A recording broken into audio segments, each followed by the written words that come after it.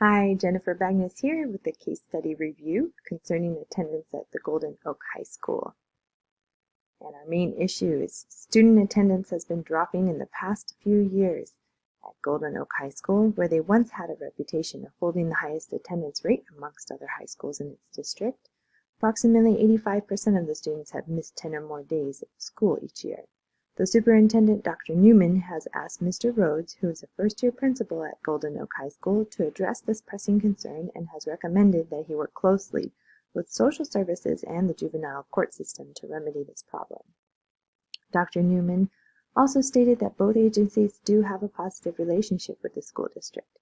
The school board policy is aligned with the state law, which allows excused absences only for illness, death in the immediate family, inclement weather, or a valid reason excused by the principal with prior approval.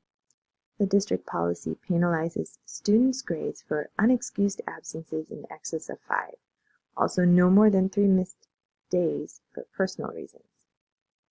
Mr. Rhodes began the investigation of the high rate of absenteeism directly after Christmas holiday by first identifying 5 of the 659 students as they each had missed more than 10 days during the first semester of the school year. He is aware that all stakeholders in the school community needed to be involved in correcting these problems and work on understanding the value of attendance for higher achievement.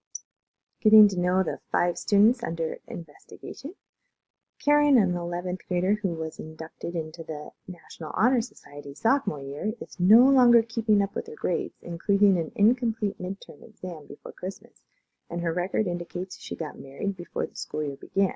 Her parents have requested teacher conferences, and she has missed 1 to 2 days randomly on Mondays and Fridays throughout the first semester. Tyrone is a 10th grader in the honors program, missed 14 days for the first semester. His record reflects average progress, and his parents provided documented excuses for his absences, both being travel-related. And the parents requested that they be excused as educational and assured teachers that all missed work will be completed upon return to the school.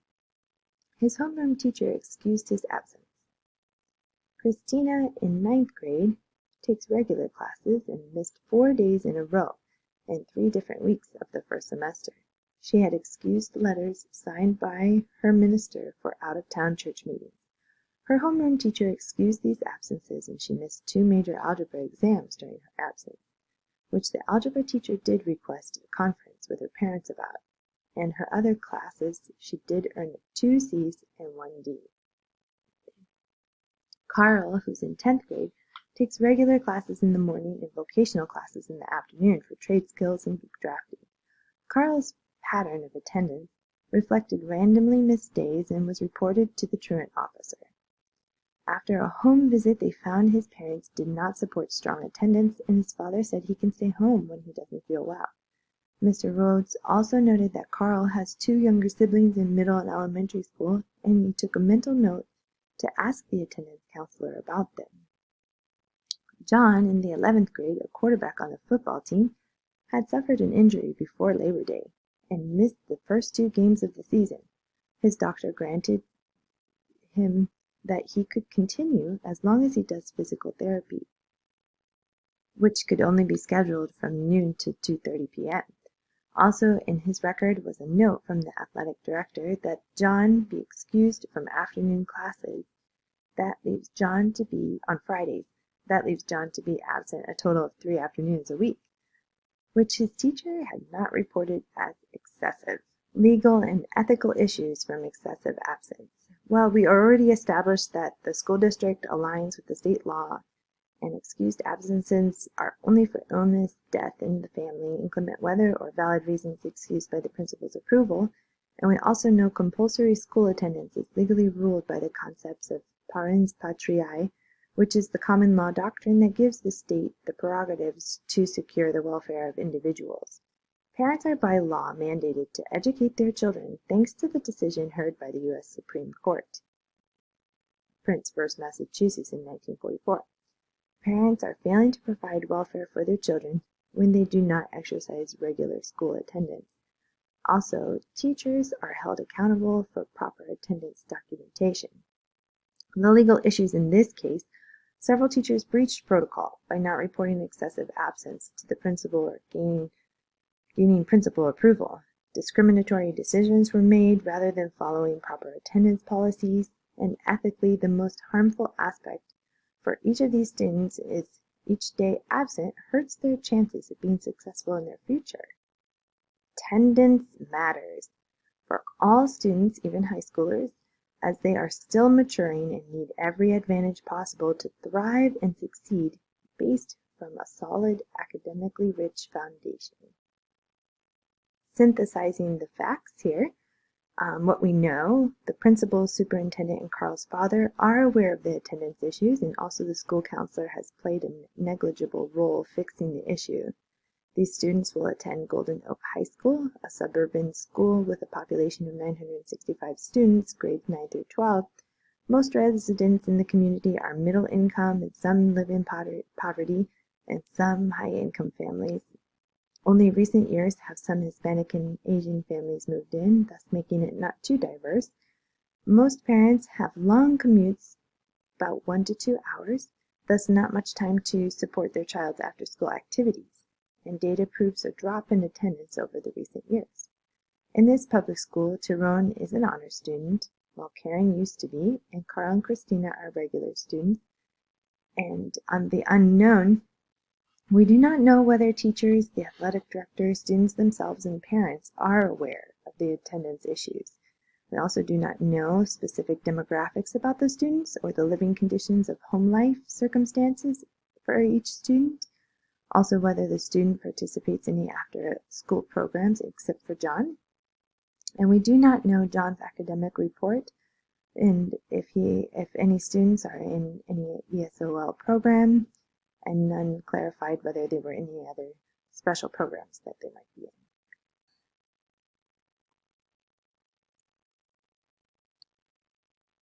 Now, to review and prioritize, Mr. Rhodes' number one priority is to address this matter directly with each student individually and with their parents in private conferences, and he needs to decide whether to implement the district policy of grade point deduction based on excessive absence and relay this consequences to the students, teachers, and parents. This will help them and other students understand the ethical consequences of this matter. The principal needs to address the attendance issue backed by data and review attendance protocol individually with the school counselor and the teachers who excuse these absences, and the athletic director to advocate for stricter adherence to the attendance guidelines. This all must be followed up by a school-wide meeting urging teachers and administration to uphold the rule of attendance and express to them sincerely how each day missed makes a huge impact on every student's chances for success in their future. Teachers and administration in this school also need to be reminded of their own consequences of not following proper attendance protocol. So, options for taking action. What approach should Mr. Rhodes take concerning the issue? He could be off the wall and take some of the issues up directly with social services to pass off the problem and make it easy on himself, or he could only address those involved with the issues and no further implementation. Or he could take this up directly with all the stakeholders because he notices this is for the welfare of all of his students and share policy plans with all of the school members. And outcomes of each option. So if he was to take it up with social services directly, this could solve some individual issues, but not a school-wide issue at all. Thus also leading to teachers and staff remaining unaware of the issue and further problems, and stakeholders might think everything is fine and dandy, and students remain unaware. And this could have a chain reaction in classmates not feeling that it's fair. Only address those involved with the issues, no further implementation. That would also lead to the same situation. And if he takes this up directly with all the stakeholders, then it may be the hardest decision considering that he does not have a solid relationship yet with the students and staff, but it is the best for the academic success of every student in the school to maintain strict adherence to attendance policies. All stakeholders, students, teachers, and parents will be informed and aware of the issues, thus hopefully leading to improvements, and it would be ideal to reference data for support. This would be the first step towards resolving the most pressing issue on the Superintendent Dr. Newman's list, thus leading to good rapport with him and the school board. So more than likely, he will take this up directly with all stakeholders. He notices that this is for the welfare of all of his students, and he shares the facts and data driving this issue and revisits policy protocol with all the school members. Meeting with people to discuss their mistakes and provide careful warning is never an easy task. However, it is the best option for all involved. He may not see it at the moment, however, he is in a position where he has a fresh start and he can define a new chapter for the school, one that leads with utilizing data to highlight successes and navigate achievement gaps while always focusing on the success of every student. Also, teachers and staff will understand that this new administration is well aware of legal and district policy standards and is stepping out to make a difference. As for implementing the decision, Mr. Rhodes will need to sincerely and thoughtfully address each student with their parents and refer to their individual issues in a respectful way, yet adhere to the attendance policy. He should lead his conversations with ethical and moral standards that he has set for himself, and being sure to listen to the students, and if he decides to follow district protocol to deduct points from their grade, he should offer encouragement that they will do better in the next semester. After a set period of time, say maybe 2 weeks or more, and no progress is seen, then maybe further action such as the social services will need to be contacted, depending on each case. He will need to address each teacher individually and establish a soft warning that stresses how absence from school can affect a student's future. He will need to support this soft warning with the examples from each investigation and purposeful data from the superintendent that shows the dwindling student attendance. In this meeting, he should begin and end with a positive note such as, he's there to assist them and has an open door. And he should also suggest follow-up meetings to make certain everyone's on the same page and follow suit with reaching out to every teacher with the school to carefully remind them about the role of attendance and what it plays in the big scheme of things. As far as integrating NELP Standard Component 6.2, by evaluating and analyzing and selecting best practices, then implementing a plan of action in a real-life scenario, I feel more confident in how I may approach a situation that requires policy application and using data to pinpoint and support improvement in the school's culture. The large scope of this practice is always to bear in mind that no matter your position in a school, we are there to support the development of our students and for their future success. And I would also share with these high school students the data from this case study that correlates to the poor test scores to the attendance.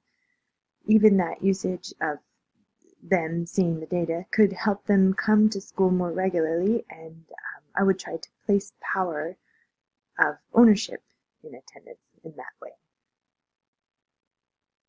Here we have a reference page, and thanks so much for your time.